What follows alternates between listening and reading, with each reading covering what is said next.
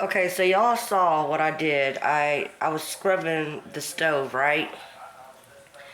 And I scrubbed and then I wiped it down, but as you can see, there's still this great bit. This is, I don't know, juice from the ham on Thanksgiving Day. There's a better view. I really don't know what it is, but it's still quite disgusting, so I don't know. Y'all saw I was scrubbing away. I scrubbed and scrubbed and scrubbed, but it's gonna need another scrubbing. And then I just mopped my floor. It's been raining here a lot, off and on. It'll rain a day, stop a day, rain a day. Yeah, this is literally, I just mopped my floor with hot water, soap, and vinegar, and that's what the pad looks like after the first mop.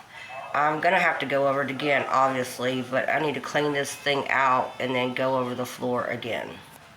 Also, this morning I've been doing laundry. This is actually, thankfully, my last load. Been doing laundry for 2 days. This load here needs to go into the dryer, and then I'll be done with laundry. Praise the Lord.